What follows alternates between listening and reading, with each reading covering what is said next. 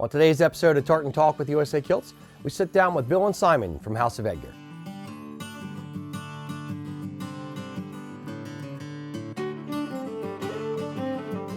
All right, Bill, Simon, very good to have you here. Thank you very much for having us here. Thank you. Now, I know that, both of you have had a very, very long industry, cumulative and not, in the textile industry. Simon, you recently bought McNaughton's, which is the umbrella company that owns the Allen Mill as well as House of Edgar. Yeah. Give me a bit about your background in the industry. I had 11 years working for Russell Corporation, so a good American company in their European head offices. And then 8 years running a company called Johnsons of Elgin, so another Scottish weaving mill but specialised in cashmere. And then 2 months ago, as you say, my wife and I bought in to become the second family to own McNaughton's in its 240-year history, so quite an honour. Nice. It's an interesting way to phrase that. I like the way you phrase that. It's not, it's no longer part of this family. It's just you're the second family to own it. Yeah. It's not like you're some big corporate conglomerate that's going to, buy out the mill and take the personality out of it. No, we're just the next personality in the successation. Yeah, and you look after a company like that. It's a heritage that you nurture for the next generation. So it's that kind of organization. It is a family company. It is very much, yeah. And actually, even if I didn't regard it as a family business for my family, it would still be a family company because it's a family inside the company, Yeah. So give me a bit about the history. You've been there obviously longer than Simon has. Give me a bit about the history about McNaughton's and about House of Edgar. McNaughton's was originally started in 1783, and the Alexander McNaughton was a farmer, and he basically started spinning his own wool, actually his and his neighbour's wool, at that time, and that they moved. They were doing that initially, and then over a period of time, his sons took over that same role, and basically after that, they moved into out the valley to Pitlochry, basically, and they started the retail outlet there, which is well known as McNaughton's of Pitlochry. The company's got a long heritage in textiles. The House of Edgar part of it basically was purchased in 1965. It was an Edinburgh company who had 24 tartans at the time. We've now got 1,000. Yeah. So we've tweaked that a little bit. The range. But that was just an addition that was bought by Blair's old, what we'd say young Blair, by his father, BC, Blair Charles, at that time. Now, one of the things that I know in my time, starting my business in the early 2000s, one of the things that you guys changed over was you were the first mill to do a high-speed single-width loom, correct? What we did was we used to have, when I joined the company, we had 16 Dobcross looms, which were the old shuttle looms, which you had to have a shuttle loom to do a traditional kilting selvage. Unfortunately, the newest one, not the oldest, but the newest one we had was 1967. So you can Spring have chicken. Spring chicken. Fine. So it was basically the problem we faced was spare parts. I mean, these things were cast. Yeah. It was a cast loom, and you just couldn't get spare parts. So the production requirement was growing, but every time the machine broke, you had to cannibalize something else. So you went from 16 to 15 to 14, etc., etc. It was a downward spiral where the requirement was an upward spiral, so an upward trajectory, I should say. So we had a problem there. So we spoke with a textile engineer in Yorkshire, and we bought one single loom initially, and it took 2 years just to get that to a point where we could put on a traditional, so it's a rapier loom this time, and it puts on a single kilt and selvage on one side with a small fringe on the other, which gets cut off anyway for the waistbands, etc. But we developed that with him, and we've got 8 of these looms now, which replace the Dobcross basically. You're quite correct in the speed, they do go faster, approximately twice as fast, but the Dobcross were weaving at 140 wide, These only weave at 80, so you don't get double the production. You only get a percentage of that, you know. But we're the only ones doing that now. We're the only one. I think one other company has one loom, but I don't think they actually use it to the same extent. Then did you develop? You developed it. We developed it with him. Yeah. And is he now allowing other companies? No, we had exclusivity. Well, we had exclusivity for a period on that, and that's how this other company managed to get one loom. But as I say, they don't utilise it the same. No, we developed that. We were up and down to Huddersfield frequently because you thought you had one part right, and it knocked something else. So you know. You're going down and you're seeing something and you're sort of thinking, great, we're there, and then suddenly something else, and you think, but we can't have that, and oh my God. So, but you know, phenomenal piece of engineering, and the thing is with these looms is there was no real point in him trying to develop that for the market, because how many textile companies makes tartan that need a quilting selvage? There's very few, so the market is small, and we purchased the looms, of course, and they had to be transformed and everything as well. The other thing with that, of course, is it actually made the weaving shed a bit safer, because when you had the shuttle looms, when you walked through there, they used to fly off the loom and just about take your head off. So you had to be sort of dodging. It was quite good if you wear a football helmet. If you played rugby or something, you could sort of jink around the place and work out how to do it. But the rapier loom did away with all that. It was far more modern, you know, and you know, you didn't have to break down the perns and everything to put in the shuttle. So we progressed using that method, and we're using that, and really the only ones using that method. Yeah, it's an interesting thing a lot of people don't think about is kilts are really the only garment I know of that need they go straight through to the bottom, where the majority of industries have, you know, some kind of fancy writing or the lino selvage, like the little fringy bits at the bottom. Was there, you know, in your time at other mills, was there any other garment or any other company that would buy and want something traditional selvage? I've never come across it other than for Highland wear, and of course, if you've got those looms set up for Highland wear, that's all they're going to run. So you are dedicating yourself to, you know, making tartan fabric. Right. I mean, previously when we wove double width cloth, because it was creating a kilt and selvage, but actually for every single colour it created a loop. Yep. So you can imagine, say, a 60-metre piece, and every change where the check or the stripe came in, there was a loop. Small loops. A carry. Carry. It was a turn back on both sides. And someone, the darners, had to literally take a pair of scissors and cut these off all the way up 60 metres one side, 60 metres the other side. So basically, it was so time consuming as well. So this, okay, you're not getting the double speed in the loom, but you're actually saving a lot of time elsewhere as well. Which was a critical part. And with the dob cross, it was the tensions were never exact. So you sometimes got a bit of scalloping in the selvage. So basically, a bacon edge, where it kind of wavy. Yeah, you'd have a sort of small waving maybe, but with the shuttle, the rapier loom, you don't have that. It's a perfect edge. I mean, it's as perfect as perfect can be. While we're on the subject of the loom and the fabric, I want to hear you explain the little tiny zigzag line of holes that you can sometimes see on the bottom edge of the cloth. That happens in the finishing process. So basically, once you've got your fabric woven, you have a greasy piece of fabric, basically. So in the grease, meaning it hasn't been washed, the lanolin's still in it. And the lanolin and everything's still there. So basically, that goes down to get a wash. That's the first process. So so then, once you've washed it, you have to dry it, of course. So what they're dried on a tenter, and basically the tenter is a machine, and it holds the fabric on by hooks. So it's got little banks of pins, sort of 3 inches long, and they're just in the one offset.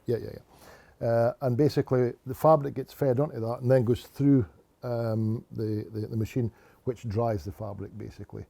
It keeps it under tension, but what it also does is it straightens up the fabric. Because of the tension, it's like a piece of string. You pull a piece of string, it goes straight. So when it goes through, you can pull it tight and it'll straighten it up, and you can actually move each arm to make sure that you're getting it dead on. So it comes off the back of the machine. You're starting off with a nice, dry, clean piece of fabric, for the rest of the finishing process. But the holes don't always fill in right away. They will over a period, but it's something that's just part of the process, and it's just unavoidable. Yeah, and it is much more noticeable on kilts, Yes, it is. as opposed to any other industry. Yeah.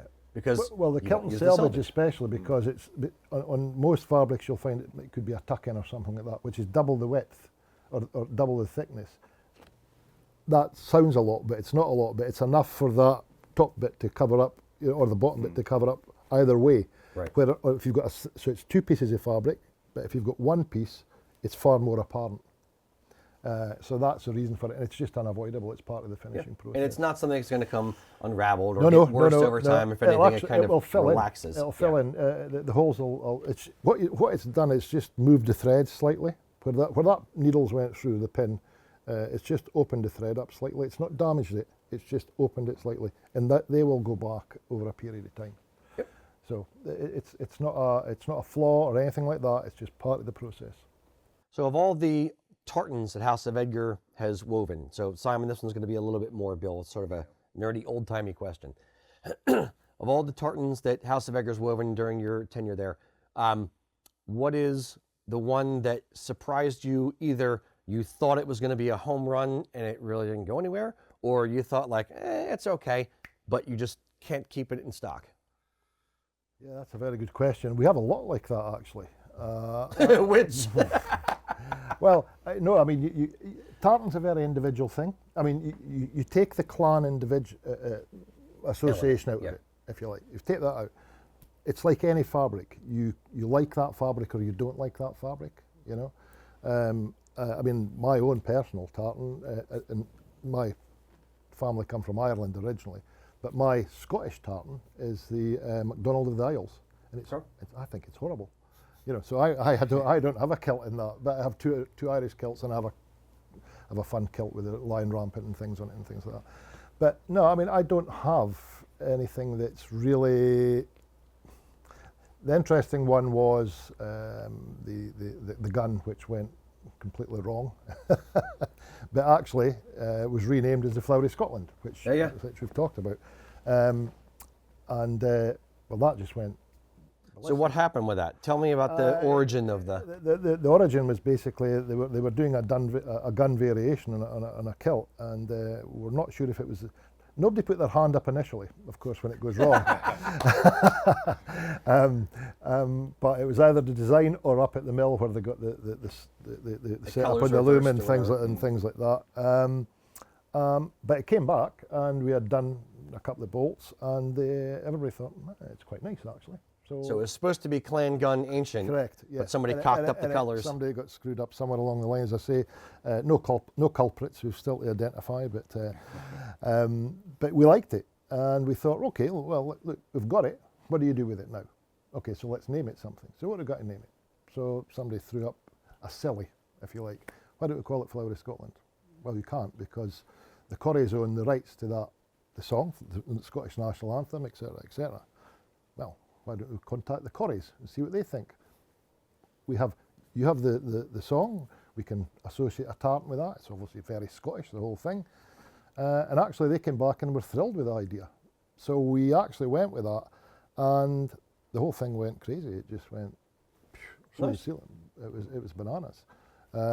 We've also had failures, but you don't know that because it's such a personal taste thing. As I say, unless you're really, really looking for a clan tartan that you can trace back, etc., etc., you can wear any tartan. Nobody's got to come up to you and say you're not a MacDonald of the Isles tartan person, are you? Because it's not as if you've got it tattooed on your forehead or something. So some people. Well, some may, yes. Yeah, we have a couple, but so yeah, it's an interesting question, but I don't really have an answer to say I hated that because it didn't work. Commonwealth Games tartan. Well, I wasn't going to mention that, but we didn't. We did the Commonwealth Games. I know you didn't choose the colours. We colours. didn't choose the colours, and I have to be careful because the first one actually was the brown one, design? the Brusculi kind of brown design. Yeah. And they brought the lady the designer up to see us, and she had knitted some of this in our house. Knitted. A tartan. Just as an To sample to example show the of colours. this is Got what it. we thought it should look like. It was like basically I just said, well, I wouldn't wear that, which. Yeah. So, which is what do you mean you wouldn't wear? I said, I'm not. Look, it's just a personal thing. I says I think it's a bit feminine for the guys. It's just a personal thing. If the Commonwealth Games Scotland think that that's what they want to go with, that's fine.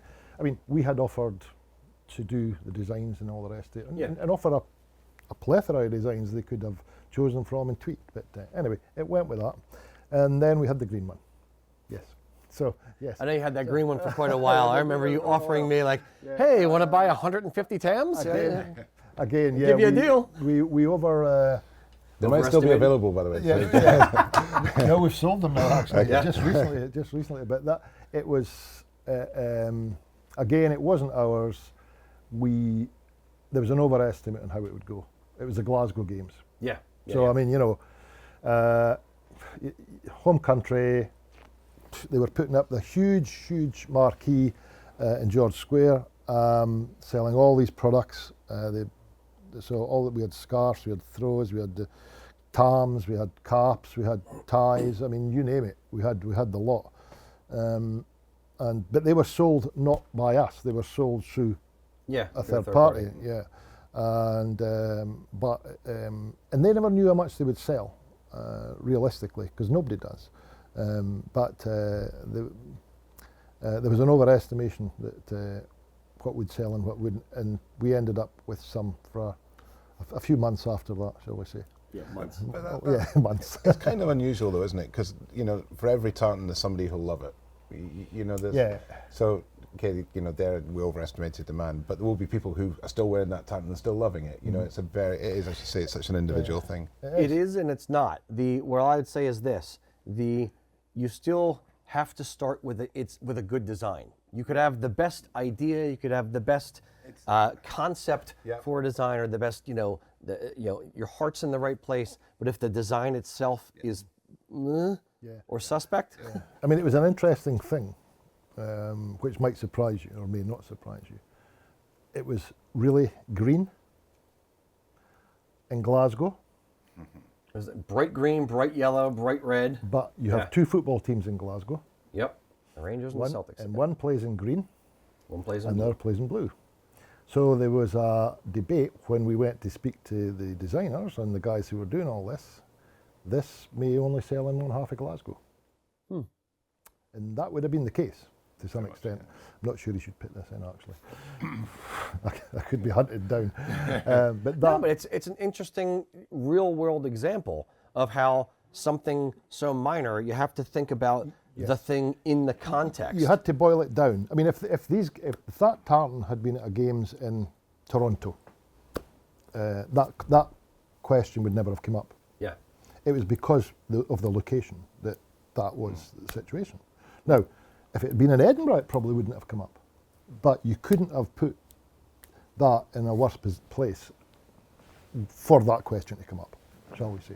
That makes sense. So it was an interesting little thing so a lot of thought went into these things, but and it's the things that are sort of off-piste that you really have to get in your mind, because the obvious stuff comes to you anyway. It's the things that are just not quite It's the so little obvious. tangents. Yeah, and you think, well, hang on a minute. Yeah, we'll better think, what about that? Well, that. And these guys were, we didn't think about that. Now, the company it was running, it was from London. So, Yeah. they were funding the purchases and all that kind of thing. So it was an interesting concept. But yeah, that was a couple of tartans but they were never really for public consumption as we would see it. Once the games was finished, these tartans were finished. So it's not like it wasn't a stock tartan that you would put in there and you would think this has got longevity for the next 40 years. Nah, it was a flash in the pan meant to celebrate. Yeah, it was a build-up from the launch, or the games, it's coming up, and they got them in the shops and things beforehand. But as soon as the games closed, Nobody's ever got to buy that. You know, they bought it because you had a lot of tourists in town and that, and this is the official tartan. You know, yeah, exactly. But the tourists and that had come, you know, from all over the Commonwealth and things to, you know, follow the competitors that had come from their countries and things. They would buy that as a memento, take it back as a gift, a scarf, a tam, or whatever it is, a cap. But when these people left, so the people in Glasgow, they were not going to buy a Commonwealth Games tartan that had passed. Because there was no meaning to it anymore, apart a historical meaning, but nothing else. Right. And it wasn't the nicest. So it left something to be desired. It left something to be desired. I'm going to have to look this one up now. I can't remember it. No, it'll be seared. Put on your glasses. Yeah. So that would be the kind of couple if we was talking about, but I wouldn't class them as longevity tartans for us, if you understand what I mean. Yeah, makes sense. So one of the things that I love about House of Edgar, and in fairness about the industry in general, is how weirdly respectful everybody is. You know, different mills are with each other and that kind of thing. And so just because one mill is coming out with a new tartan, or just because they're doing well, it doesn't mean it's coming out of your end. So speak to me about has it always been this way since you've been in the industry? Has it been that way in your other textile industries, or is this something kind of just, you know, that you only really find in Highland wear in Scotland? No, for me it's textiles. I mean, we have competitors, Carn and our biggest competitor, for instance, in the borders, but we could quite happily help them out if a machine was broken down and we had a part that we could give them, and vice versa. You know, that it's such a small niche industry. I would actually say specialised, or go further than niche. It's a specialised industry that we work in. And we respect each other immensely. You know, we've got 1,000 tartans. That's not all the tartans in the world. Locarno will probably have 500. You know, somebody else will have X amount. So there's room for everyone. And as I say, it's like anything else. If we would love them to buy more of ours, they would say the same to you. But you know, it's a level playing field. You know, when you put out a pattern book for a customer, and it could be one of ours and then one of theirs, that customer will pick from either book they like. So there's not, you know, and that's, but they're buying visually, they like the look of it, da da da. They're not buying that because it's House Edgar Tartan. They're not buying that because it's a Locarno tartan. So we don't fall out about competitiveness. Some do. There are a few customers who are brand loyal one way or another. Yeah. But that would be the minority. Correct. Very small minority. I mean, but no, I mean, we try and get on with everybody. Life's too short, and business is tough enough without falling out with each other.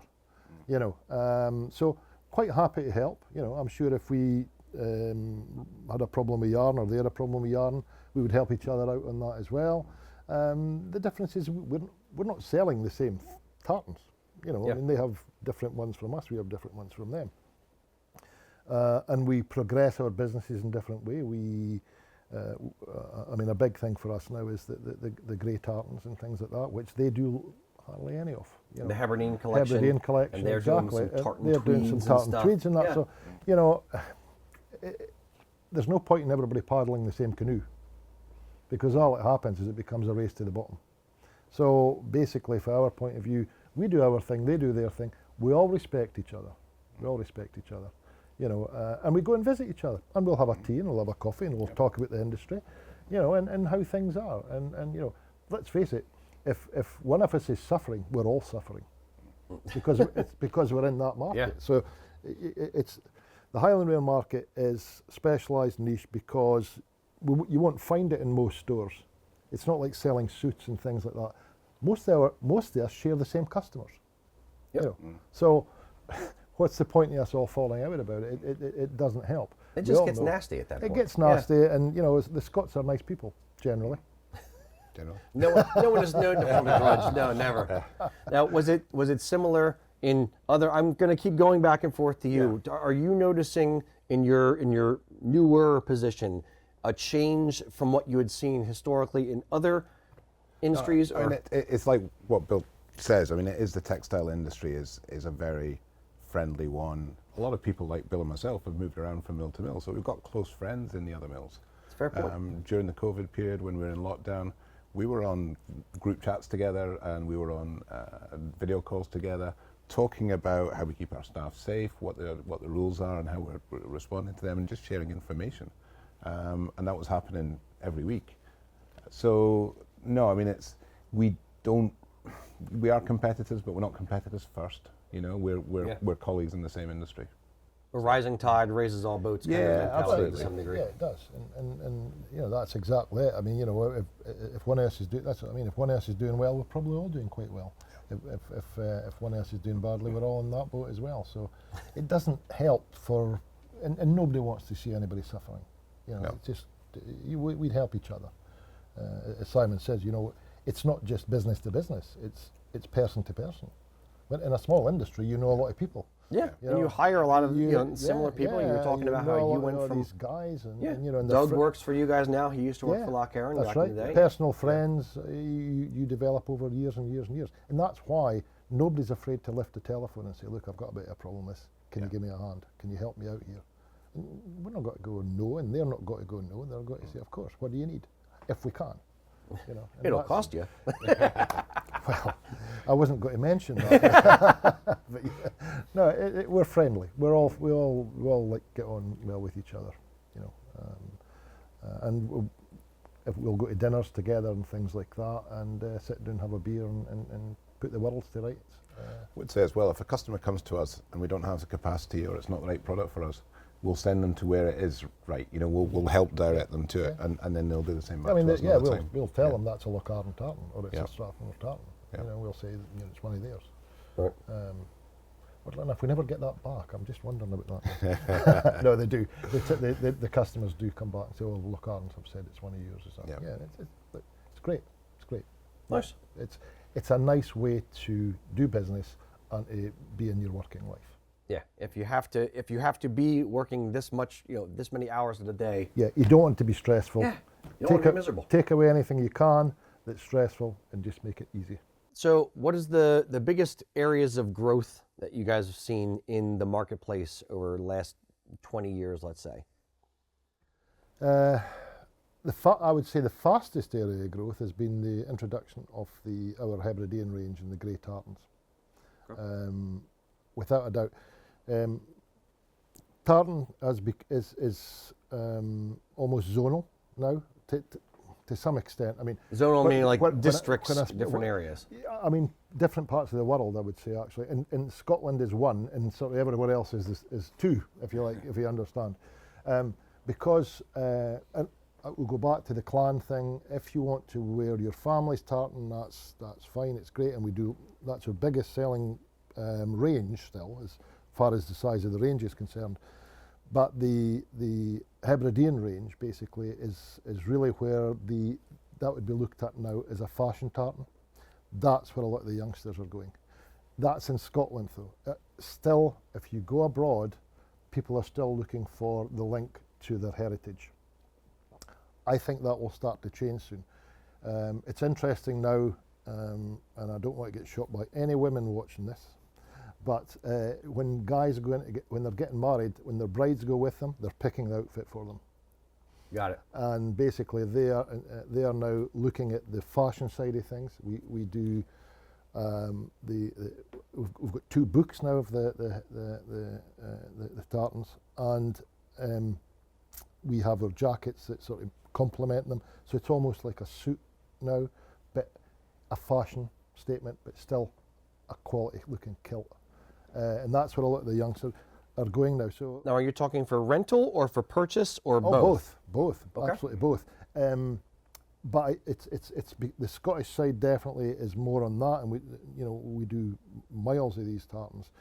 We have certain customers who have their own designs in these tartans using the greys, a marl mixture yarn, and they'll add a red stripe or whatever. It has to be different enough to be a custom weave for them. But they'll put that in their higher range, and they'll have 3 or 4 of them maybe now. So that would be before, it might have been a Black Watch, a Green Douglas, and a Royal Stewart or something. Now they'll have 3 different Hebridean ones. they'll still have some traditional, but that traditional range will be watered down on the higher side of things, because most people that get married are younger. You know, your demographic of that is the younger people getting married, so they're looking at this more modern look, more cool look, if you like. But I do think that will move across. You know, it just takes that bit longer because, and I can understand people who are in other countries and they've got the heritage and they still want to have the traditional thing. I mean, people who live in Scotland know they're Scots, so you know they're not. They don't look at the traditional thing quite the same, maybe, you know, and that's just what's developed. Now we still design traditional tartans as well, and we still design custom weaves for different companies and individuals. Where the guy's getting married, he wants a shorter run, and basically they'll have a kilt for him, maybe a kilt for dad, maybe a kilt for the brother, best man, and that will become a custom weave for them. So we still do all these kind of things, but the biggest revolution, if you like, in Highland wear for me has been the introduction of the greys. They have just went ballistic. How has I know you did some clan tartans in the Hebridean range. How have those been moving? Yeah, I mean we've got some of it, but there's a twist in them. I know that's what I like. You look at the front one on the first Hebridean book, and it's black watch, but it's got a grey through it. You know, and people open that book and go, that's interesting. Yeah. So what you're capturing their interest right away. Strange, I can't name the company, but we went to see a customer yesterday, and basically soft furnishing. And we walked away with, ended up measuring the president and what I think is the creative director for 2 kilts. Yeah, 2 very, very cool guys. Out of the Hebridean. You know, totally in the world of fashion. Yeah. And you know, they looked through the books and they went, "Oh, we've got to have kilts made of these. This is what we're going to do." So Bill got out his tape measure and we did a measurement, and away we go. Time they'll get their kilts. It's interesting. So they picked up on the new tartan. They're textile people. Yeah. So they picked up on the fact that these are very different. Would you liken that to a variation of a tartan, meaning when it went from modern to ancient to muted and weathered, or just it's a completely different animal because it's universals? I think when you talk about these things, sorry, Simon, was you? No, carry on. When you talk about these things, I think if it's, let's say, take a MacDonald. If you've got a MacDonald ancient, a MacDonald modern, a MacDonald dress, and it's still a MacDonald.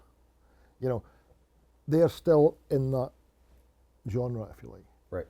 The greys, they would still be seen as these tartans would still be seen as a traditional tartan. Even though they're add-ons and bits and bobs, the Hebridean range is seen as a different modern collection. tartan. Yeah. You know, much different, much more modern, much more sexy, much more cool. You know, I know I've got a couple of kilts. But you know, that's how they see it, so it's not the same as being lumped in as just part of the MacDonald clan, part of the MacLeod clan, whatever it is. Yeah. But I mean, I've got a couple of kilts, obviously, and I'll probably have a few more in the next while. But I've got a traditional Gordon. My family's Gordon. I've got a traditional Gordon one, which I got married in, and I wear to formal events. I got a more contemporary kilt if I'm wanting to do something a little bit more fun, and enjoyable. And I've got, jackets for formal, jackets for, so it gives, these new trends give the kilts another way of being, another look. So it just enriches the whole thing. But guys would wear this more often, possibly, maybe on a Saturday night and things. Not with the whole outfit. Kilt, pair of socks, boots, socks rolled down, sporno on, sweater, looking very, very cool, going at the bar, ladies looking him up and down, thinking this guy's fantastic. You must have that all the time. Oh, daily. It's a nightmare, isn't it? It's tiring. I can't go from A to B without being hit on by women. It's a flaming nightmare. Now, what do you think, talking about trends in the industry, what do you think, or who do you think are the drivers of the trends? Where do these come from? Is it the mills making things up? Yeah. It has to be. Yeah. That's all Bill. He's done everything. No. I think well, you have two aspects. If you're looking for something like that that's going into the ranges, it's the mills. They look and see, and they come up with. I mean, let's face it. The Greys could have been thinking. Somebody might have looked at that and went, "That's not going to go anywhere." But suddenly, so somebody has to come up with a design. So there's that. But you have these other ones which are custom ones, which are driven by corporate company or an individual family or whoever it might be. I'm not talking necessarily about that. Here's where my brain's at. In the mid 2000s, the black tartans. Yes. Like the black shadow tartans, and then you came out with like the weathered tartans experienced a huge boom. Then the gray on gray sort of tartans, the blackout on some of the metal work, those kind of things. Where do those come from? Realistically, they are coming from the designers. Okay. I mean, the designers, they sit down with their computer and they come up with ideas. I mean, and your ideas are based on your color palette, realistically, or because this is the colors I've got. This is what I got left in the back. Well, you can have any color, but we have thousands of colors, literally thousands of colors in the drawers, and so if you look at a lot of the tartans, red base, green base, blue base, you're getting close to being there. Everything is black watch. Everything is black watch with a variation kind of thing, So somebody just has to think out the box a bit and think, well, I'm not going to use any of the colours. I'm going to use a grey. That's got to be the main colour. And I'm going to throw a red stripe across that, and I'm going to call that Hebridean Fire. Right. And suddenly, that looks great. It looks fantastic. So suddenly you get that out there, and that's the leader. So and then it develops from there, basically. You've got Hebridean Fire, you've got Hebridean Heather, you've got Hebridean Ice. I mean, you've got all kinds of things. Hebridean Granite. Some of these are specials for some of the customers, and some of them are ours. But remember, when we started, we only had 4 Hebridean tartans. Mm-hmm. And look where we are now. We've got 2 books, and I've got customers who do their own ones. And this is over a small time frame. What you're looking for is a story with a tartan kind of thing, or maybe a little bit of mystique with a tartan. Hebridean Islands, American Dream. Yeah. Correct. Yeah. I woke up this morning thinking exactly that.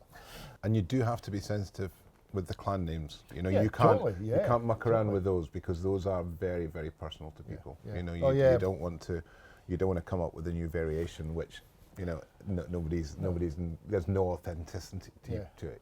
So you don't be want to careful. upset anybody. It's just not worth the grief. We have 1 or 2 people who are always having an opinion, but they're entitled to their opinion. I just think Hebridean.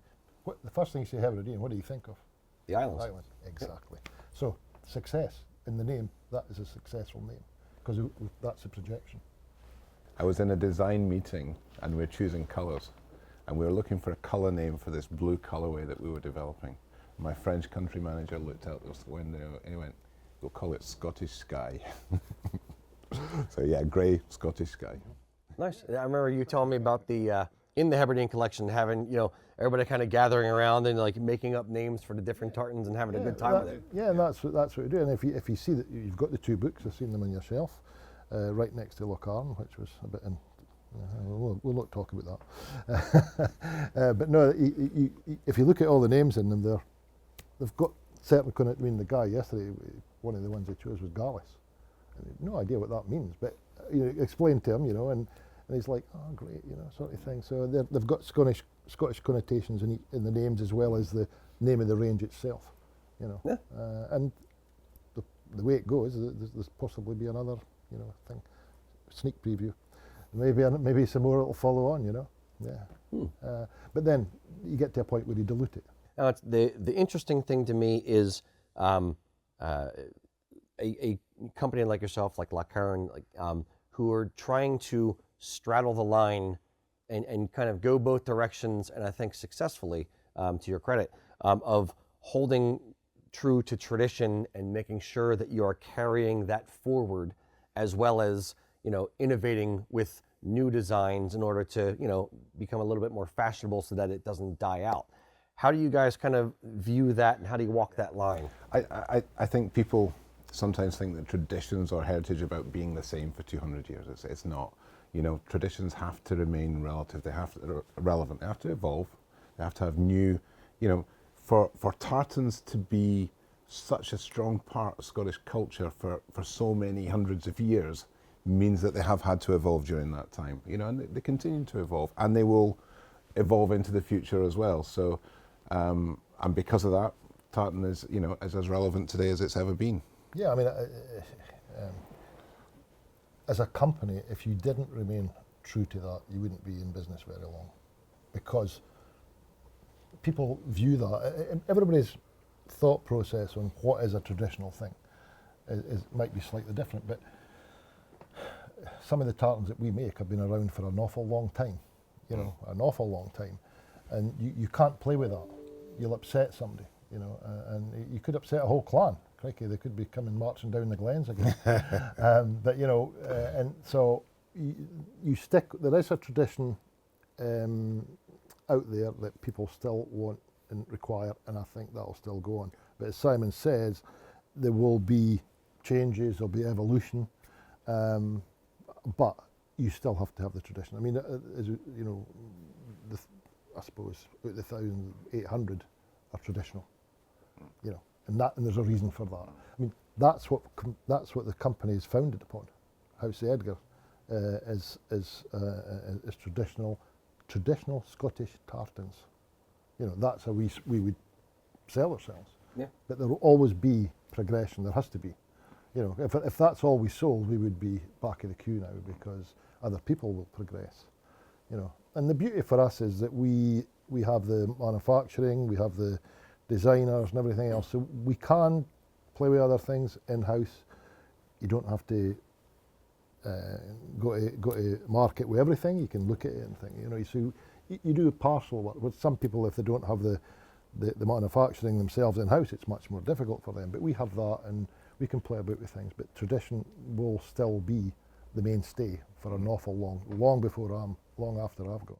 But if somebody comes and they want the same tartan as their dad or their granddad, they want that tartan. They don't want, you know, the latest variation of it. They want it to look exactly like that. So when they're standing next to them, it looks, you know, it looks right. Yeah, I mean, I still get phone calls with people asking me how to make a fillet beg. You know, so you're not going to get much more traditional than that. You know, well, it's a blanket. We'll sell you the fabric. You put it on the ground. You roll yourself up in it, and then away you go. Which is what it was. You tuck it in, you know, you slept in it. Fillet more or fillet bag? Fillet more, sorry. Yeah. Yeah, sorry.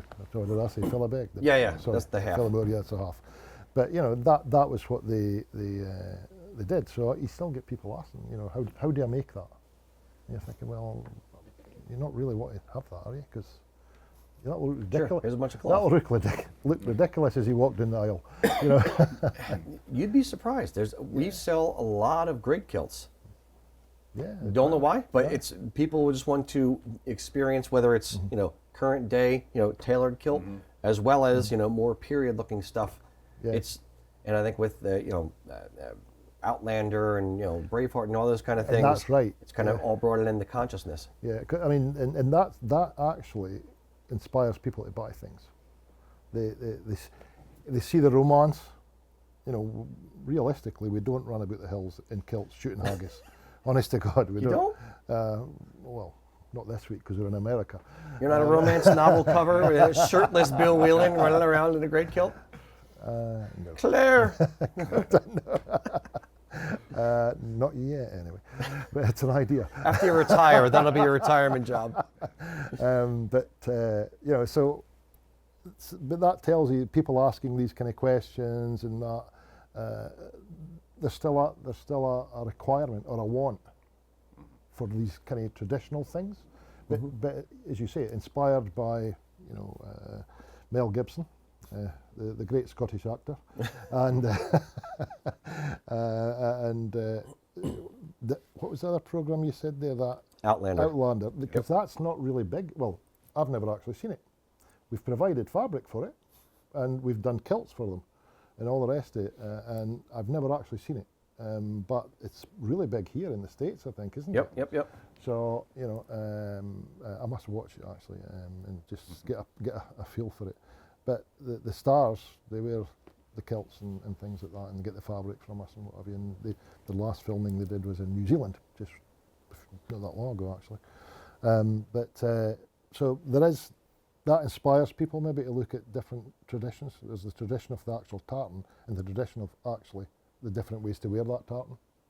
Mm-hmm. So if you talk about tradition, I suppose there's different aspects of tradition. You know. Now let's tradition. As far as what do you think the mindset is? So let's get into mindset a little bit. Why what are the reasons why a Scot would pick a particular tartan, or why they would want to wear a kilt versus what you've seen as far as the diaspora, whether it's Americans, Australians, Canadians, Germans? What are the decision-making processes in that? Where do you sell your tartan? Let's talk a bit about that. We're selling on a global scale. I mean, but so you kind of go back to the same thing, which was you'll have the traditionalists who just want the tartan that is affiliated with their family, or the sept. Scottish or diaspora, or both? Or it could be both. I Yeah. mean, with the Irish tartans that we do and things like that as well, you know. But the Scots basically, I think now, because as I was saying before, the Scots all wear a lot of the grey tartans and things like that, so the traditional mindset is maybe not quite as strong. The diaspora is a fantastic thing, but you know there's Scots and Irish all over the world. I mean, that's why we introduced the Irish range. But they are probably looking for more of the Scots, because the Irish range is by district, but the Scots is by clan, and a lot of them are very proud. They might be 5th, 6th generation, 7th generation living abroad, but they're still proud that they're a MacLeod or whatever they might be, you know, and they have this right to wear that kilt. But realistically, anyone can wear a kilt. You know, if you want to be traditional and you want to do this, that, and the next thing with it, that's fine. But don't be inhibited by the fact that you don't have a certain name that you can't actually wear a kilt. That's not the fact. That's not the case. Anyone can wear a kilt. It's a lovely, it's the most comfortable garment you'll wear, in my opinion. But, you know, it is. I mean, I love wearing my kilt. Yeah. But you know, you just have these different areas with different reasons to wear the kilt. But you could get a young Chinese fashion blogger, and you know you will get them who are wearing a kilt. They've not got a clan association necessarily, probably not, but they're wearing a kilt and they've chosen a design just because they like the design, and there's nothing wrong with that. No, you know, it's perfectly okay. Whatever your reasons are, if you want to be associated with your clan, if you want to be associated with your Scottish heritage. One of the gentlemen was choosing his father's first name as a name he wanted to pick up on. Then he went with his mum, because he says you never know who your father is actually, but you know your mum. That was his comment, not mine. So, you know, whatever your reason is, it's fine. You know, there's traditions and there's Yeah. But you don't have to have a reason to wear a tartan, No. apart from the fact that you like the tartan and you like wearing it. Yeah. It's very simple. Something you just said jogged something. One comment I've seen weirdly, like a few times recently that I've never heard before, was exactly what you just said. In the Scots would wear their mother's tartan, not your father's tartan, because one of the guys joked, like, because you always know who your mom is, you don't know who your dad is. Is there any truth to that? Would you wear your father's tartan like 98% of the time, or do you just pick the one you like better? If you were going traditional, it would be your mum's side of the family for that. The reasoning may be completely nonsense. I've no idea where that. But people say that. It's a bit of a joke. It's a bit of a joke. Yeah. But So if my mom is a Lindsay and my dad's a Gordon, and my dad wears the Gordon tartan, when I am born and choose my kilt, I'm going to choose Lindsay or I'm going to choose Gordon. you choose the one you like. Yeah. Okay. That's it. I mean, there's Get two. That's the. Yeah. That's I like that actually. Yeah. Yeah, I'll get a Lindsay Gordon. There you go. 3.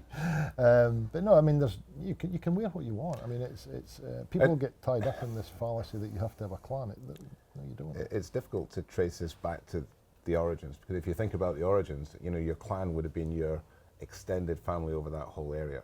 So the chances are you were marrying somebody in the same clan. most of the time. Right. You know, so it wasn't really a topic. So, but I think, yeah, that joke's, I think I helped perpetuate that joke as well, to be honest with you, but I have no idea if it's... No, I think it's just one of these things. There is no hard and fast rule. Yeah. There's no hard and fast rule. So either is fine. Would it be common for somebody named Gordon to be wearing a non-Gordon tartan and saying, that's my tartan? More so in Scotland, though. Right. Because they'll wear just whatever they like. But sorry, when you go abroad, they want to have, if he was a Gordon, they would want to have probably a Gordon tartan. You know, it's a bigger percentage, say it that way, because they just want to hold the heritage more. There's no patriot like an expatriate. You know, Yep. and that's true. You know, people, whether they actually are first generation or second or third or fourth, when they come to Scotland and visit, it's a homecoming of some kind. You know, they feel that. You know, I believe that anyway. You know, I think that it's nice if you can find an emotional connection to what you're going to wear, you know, because it is something you're going to wear. You know, it's not like choosing a shirt that you're going to wear for a year and then you're going to get another one. You know, it's something you're going to have for a long, long time. But it doesn't matter what that connection is. You know, as long as it's a connection for you, that's important. If it's an American dream, American dream, fantastic. You know, you can feel proud of that, and that's what it's about. It's not about, you know, oh, I'm going to follow this rule because this was written in the 17th century that you must do this. It's about, well, what's going to connect you? I mean, who made up the rule? Probably a very smart man that was selling tartan. Most likely, yes. I don't know who it was. Nothing wrong with that. It was Bill when I was younger. Tartan wasn't around when I was young.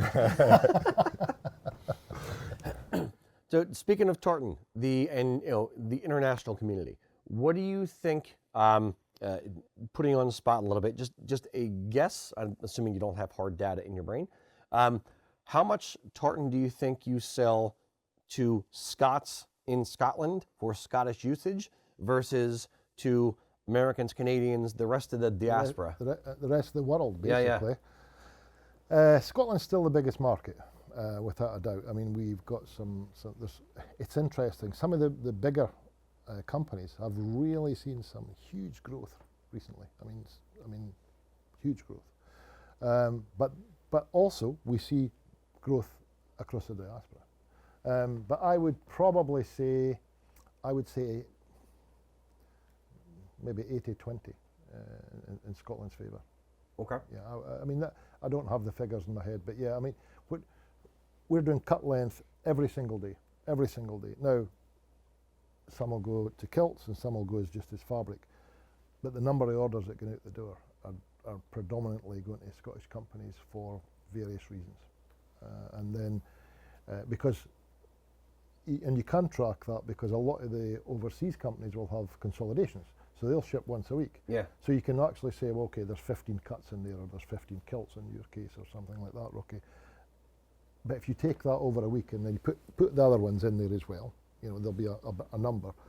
But I look at the emails every morning. I go in and I can see Edgar's like, that's just the Edgar site, and that's orders on kilts or fabric or whatever. So No. the majority of that will be Scottish companies. What percentage of your, just to tease out the numbers a bit, what percentage of your companies, your customers, like USA Kilts as a customer, what percentage of your customers are Scottish companies versus and American, Canadian, Australian? Yeah, well, Is that an 80-20 split as well?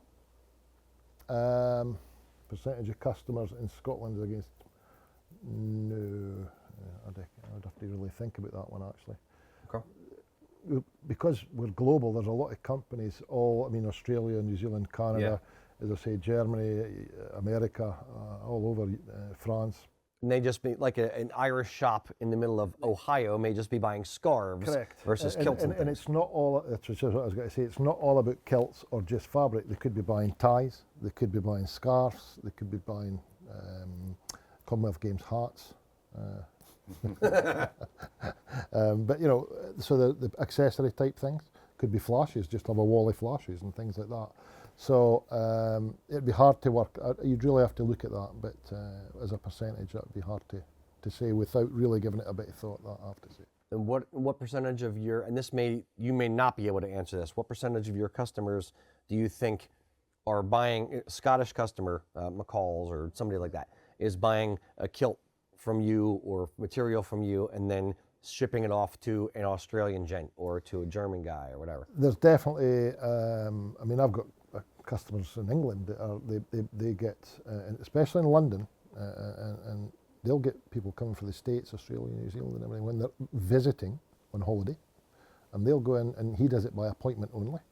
That's all. You can't walk in his door. He has an appointment, and you get the full treatment when you go in there. It is really, really great at what he does.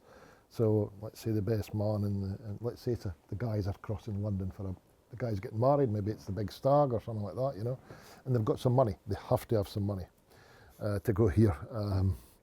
But they get the full treatment. You go in, they sit on the couch, they get a glass of wine, the guys, while this guy's getting completely measured up, and they're not walking out with anything. This is the measuring process.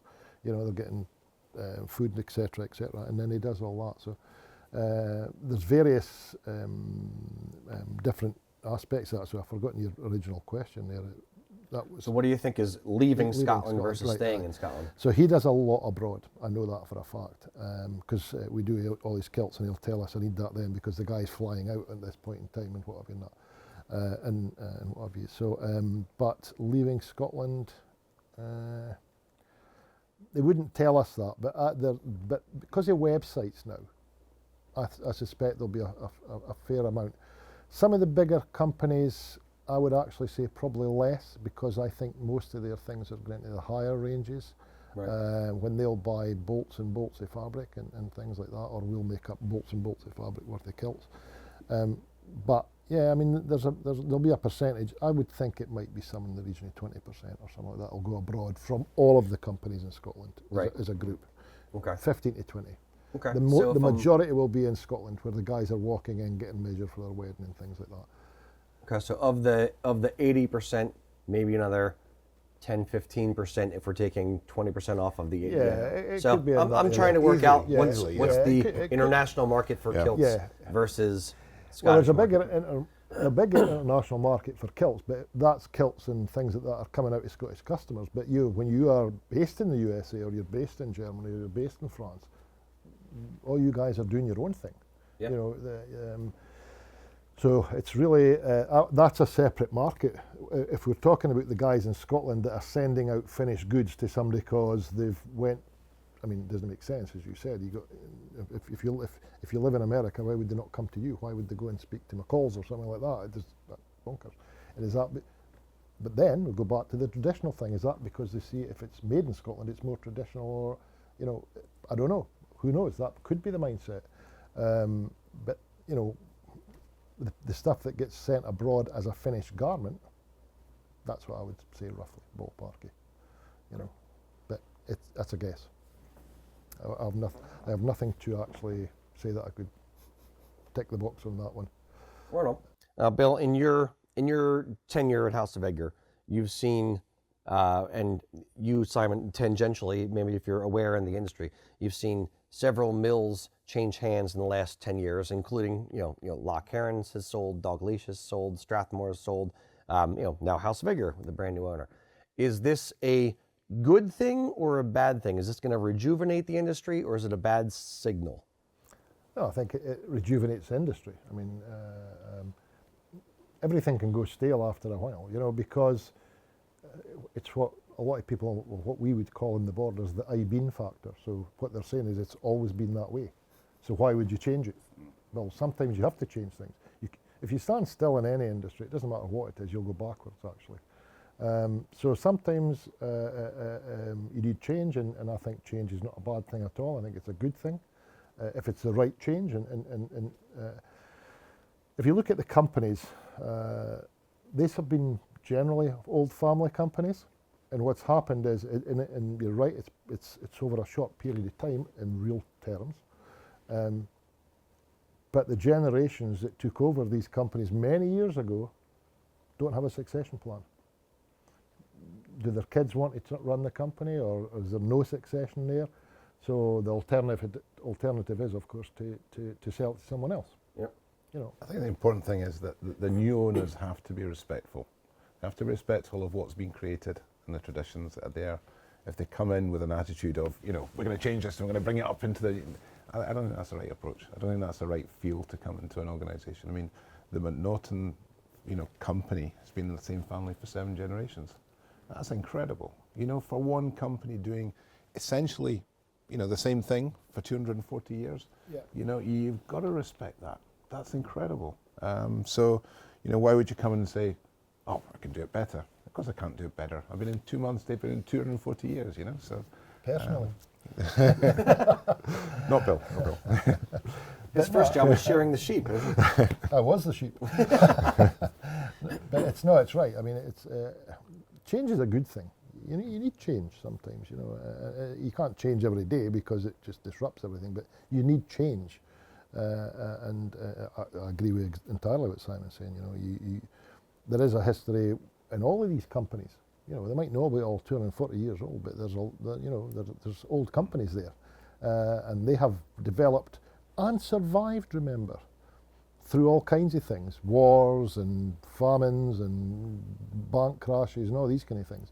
There's a reason for that, you know, and I think they didn't just do it through luck. So they've got something about them that makes them survive, want to survive, and when you get the change, the people have to come in and think the same way. I think that, you know, but we're not surviving. We're progressing. You know, we survived all these bad times, but this is a good time. Let's you know, take it to the next level. And sometimes tradition can get in the way a wee bit. You know. Yeah, I used to say this. You know, you don't survive 240 years by not changing. You know, the reason why, you know, we had hundreds of mills in Scotland. The ones that are there are the ones that changed most successfully over that time. They're not the ones that didn't change, you know, so it has to be part of that as well, you know. Yeah, it's an evolution. That's what it is, it's an evolution. No, if we didn't introduce the Hebridean range, I mean, we wouldn't have introduced the certain jackets and things like that, because they went with that. So, I mean, would we be here still if all we had done was stick with the tartans that were traditional all these years? I don't know, that's a very good question. Possibly not. But we've evolved through not just the Hebridean range, but there's been other ranges. We've brought in other products and things like that, and that's how you grow. And that's, you know, that's business in any business. The Highland wear market is a niche market, but it's not any different from actual how you run a business. Now, the one thing I've noticed is that several of the companies in the Highland wear market have other sources of income, shall we say. So like Martin Mills has, you know, schoolwear, suitwear type of fabrics as well as tartans. You guys have the Isle Mill with the soft furnishings. Is this a sign of weakness or nichiness of this market? Is it just a smart business move to diversify? How do you guys see that? Either. Yeah, you start. No, I mean, for me, it's it's just diversification, basically. I mean, you know, Marks and Spencer started in a stall, you know, pushing it around London. So he diversified into a building, and then you know, so you diversify your company. You look at, you've got certain products there that can go into different markets. You know, tartan is not just for kilts. Tartan could be for the fashion industry with tartan jackets, skirts for the ladies, shirts for the guys, all kinds of things. So that's a diversification in its own right, you know, where it's all going. So, but not every weight of tartan would be suitable for specific other garments. So the diversification there is we can still use that design, we just use a different weight of cloth, perhaps. And it's things like that, you know, we're diversifying, well, not diversifying, we're increasing, we're growing in it. But in the soft furnishing side of the business, we're seeing a lot more demand for throws, and things like that, and we're putting in new ranges of throws and things like that as well. Textiles is textiles. This is niche, but it still needs to be looked at, and where are we going next with that? You know, you can't still be doing what we did 200 years ago. Yep, you can't stop. You can't stop. You know, we're not starting with, we've got some looms, let's put something in them. You know, it's much more, well, what are the skills we've got? What are we good at? You know, and tartan will have originally gone into home interiors Yeah. because it was a fantastic performance fabric. I mean, this is really good quality, long-lasting cloth, and then you bring with that the know-how of how to make that wonderful, long-lasting cloth. And when the fashion trend moves away from your sofa being tartan, and it goes into your sofa being grey, that knowledge of how to make extremely good, long-lasting cloth is still built in there, but also an understanding of, well, how do you combine colours? Because, tartans, they do need design, and they do need to work together. So, it's based on some core skills, which, generally speaking, grew out of tartan wear, grew out of Highland wear, grew out of tweed, the traditional Scottish base fabrics, but are relevant as you go into these other segments. But there's also the technology aspect of it, which is, many years ago it would be a hand loom. Somebody would be in their bothy, away up in the Highlands, with a hand loom in there, and they would go and make tartan. And that's all they would do. They would probably do the same thing over and over and over again. But then as technology came along and starts to change, it gives you more opportunity to do different things. Just what we talked about with the shuttle looms, going to a rapier loom, change that up. Years ago, you never really got tartan with a tuck-in selvage on it, because tuck-in selvages were not good enough to be on the edge of a kilt. The quality would be really scalloped. Right. But as technology became better and better and better, we can now produce the traditional, which is as good as a tuck-in, which is really good as well, because the technology has taken it that bit further. So the doors open in different areas of the business for you to actually go through, and it's what you take through that door with you that you can develop. So it's just really looking about. There's no point in being second pony through across the fence. You want to be the leader. It's like design work. If you're looking at it on a computer, somebody's already designed it. So you want to come away from that, and it's the same kind of thing. But so you want to be thinking, this is what I've got. This is, as Simon said, is right. The skill factor. The people that do the design work and can make the looms work and can get these things to do different things that maybe the guy that your competition can't get because he's not got that kind of loom, or we've got the jacquard capabilities and things like this. And so you play to your strengths, but then you have to understand your strengths. Yep. And once you understand your strengths, that opens up a lot of potential things for you. Now, the one thing that the pandemic definitely highlighted for us, and I'm sure for you guys as well, and a lot of people around the world, is the weaknesses in supply chain issues and things like that. So what do you think, in the spirit of that, what do you think is the Achilles heel of the industry? What is the biggest threat to the industry, whether it is supply chain issues or something else? Yeah, well, supply chain issues is always going to be, because you can't control that. That's somebody else. As soon as the more different parts of the industry you deal with for supply chain, like yarn or dyeing or finishing or whatever it is, you're in that chain the same as everybody else. You're as strong as the weakest link in that chain. If the yarn dyer goes bust tomorrow, we've got a problem.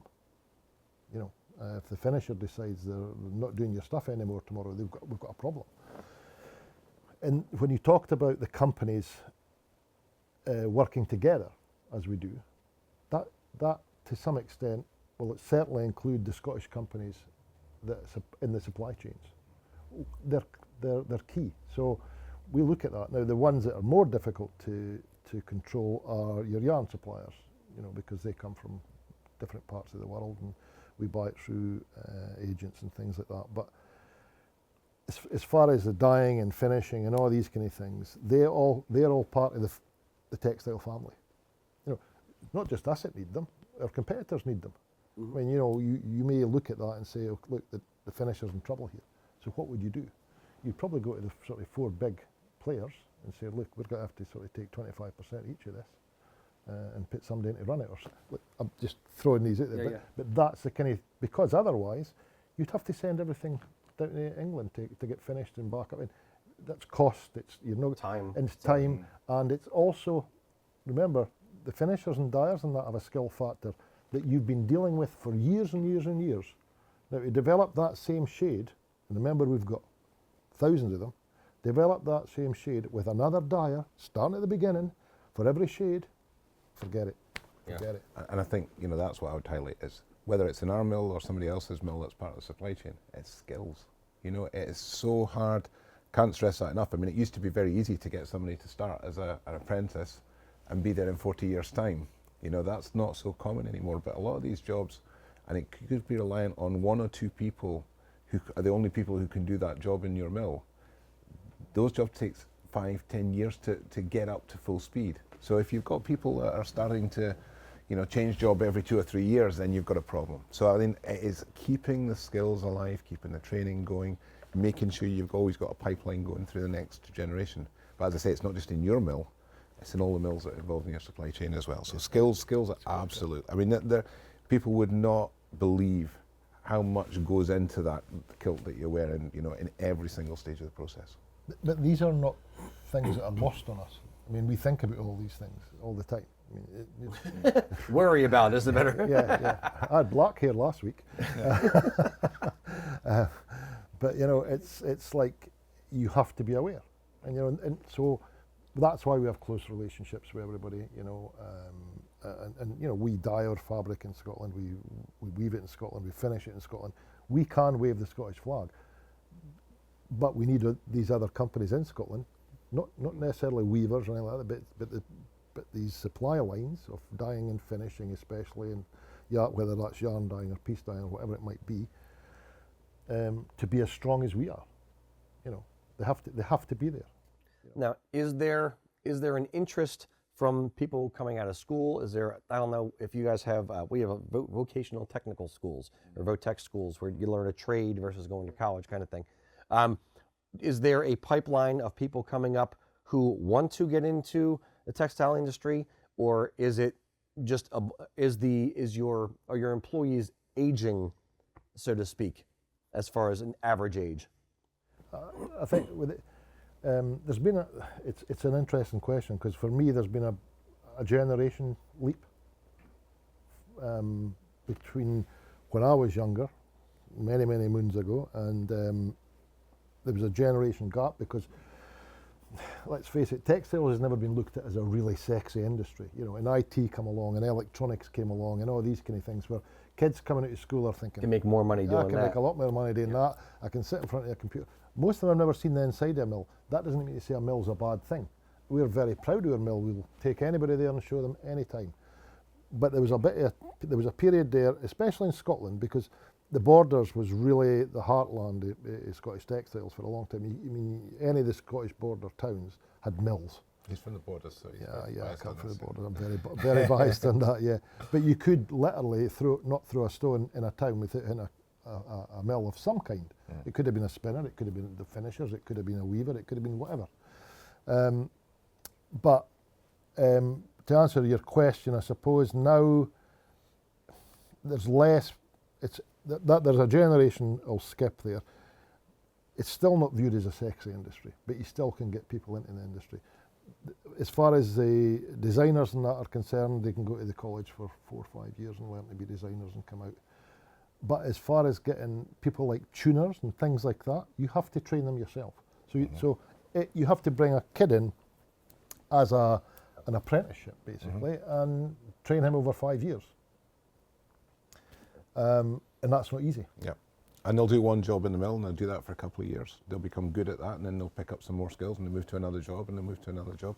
You know, so they've got a whole career there. I mean, when I walk around our mill, when I walk around the kilt making factory, I see, you know, there's not an aging workforce generally. I think there was a time where nobody was training new people. The industry was contracting. We're well past that now. So we've got new young people coming in. And the nice thing is, when you bring a young person into a mill or a factory where they can make something, they really like it. You know, there's nothing better than making something and going home at the end of the day and saying, you know, I've made this. It's something I'm proud of. You know, they're not stacking boxes in a warehouse. You know, they're doing something which they know is going to be something that's loved and passed on. You know, so as Bill says, people don't necessarily know what's involved, but once you can get them through the door, yeah, they'll generally stay. Yeah, and people will come back because it's interesting. The more interesting you can make textiles, and that can be in the design work or the the different garments that come out of that and things like that, the more people will get interested in it, and the more interested they become, the more they might want to join it. So it's a progression thing. But yeah, as Simon says, I mean, we've got a pretty good demographic age-wise. There's a few oldies in there, apparently, allegedly. But yeah, I mean, yeah, there's not a concern that the industry is going to die out in the next 10 years because there's nobody there. That's not going to be the case. But there is a resurgence of people wanting to care, wanting to craft things, wanting to get their hands dirty a bit. People are coming back. Yeah. I think working with your hands is very different from typing on a computer. But that's my opinion. Now, that's not a criticism of anybody that wants to type on a computer all day or work in a bank or whatever it might be. That's their thing. That's great. That's not everybody's thing. We can't all be one thing. We all have to have different ideas, different enjoyments, different dreams, different the way you do things. And that's good. That's positive. Variety is the spice of life. Yeah, exactly. Yeah, exactly. So we will end with this question. What is the future of House of Edgar and McNaughton's in general? But where are we going? What are we trying to accomplish? World domination, I know, but well, we're all getting a white cart next week, so that's got to be the start. So we can sort of, James Bond style. Hairless cat or white? You don't want to get the hair on the fabric. Yeah. We've got to use that. We've got to weave it. We'll have a lot of hairless cats. Listen, the future's bright. It's as simple as that. I mean, we're taking market. The Highland market's an interesting market because there's not going to be thousands of shops opening up every year that do Highland wear. It's as simple as that. Now, hopefully not. Yeah, exactly. Yeah, exactly. From my perspective. From your perspective, yes. But so the market share is the market share. However, if you perform and you produce, if it's quality, delivery, and price, you get these things right, your customers will stick with you. And service. Product delivery. Product delivery, yeah, exactly that. So that's the three things, and if you can get that right, your customer will stick with you. If your competitors do not get that right, there's an opportunity to pick up some of that business there. So, people buy for people. They do. Although, I just believe that's the case. And if you get the relationship and all the rest of it, and you give the service and things like that, there's lots of way. You're only starting off, every relationship starts off with the one product. It's where you take it after that. And you get that by speaking to each other.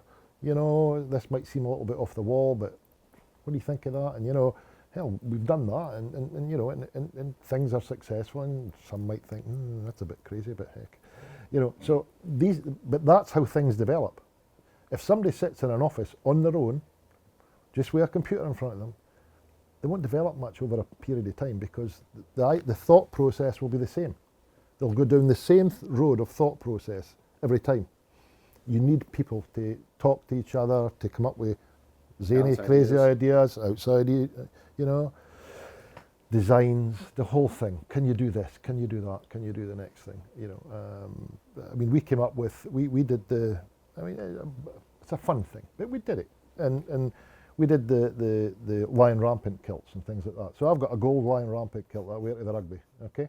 My wife walks about 10 paces behind me. I understand why. So, but I don't mind spilling a beer or something on it. So that's not one that I would, you wear that with your Scotland, what do you call it, the fleece or something like that, and your boots on and all the rest of it, and you go there and, as I say, she's 10 paces behind me, and I wait till she catches up so she can go and buy me a beer, because I'm not going to the bar myself, and things like that. These are zany ideas. It's not a huge business, but it's business.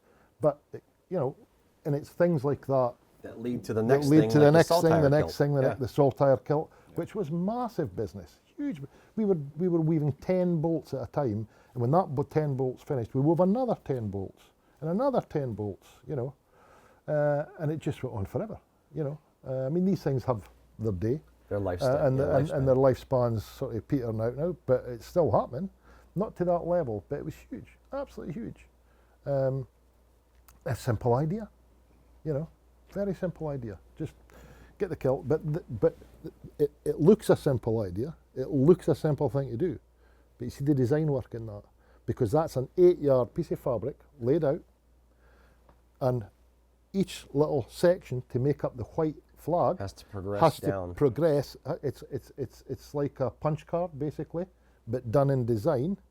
So they have to work out where that little white mark goes, that little white mark goes, so when they put the pleats together, it creates the saltire.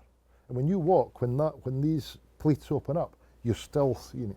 You know, it's a fantastic, I would say, a fantastic feat of design engineering. Yes, I agree. It's That's what I would say. a moving piece of art. Yeah, if and you will. it looks simple, but it is far from it. Yeah. But, and that's the kind of thing, you know, a bit zany, but hell, probably bought his house in Spain on it.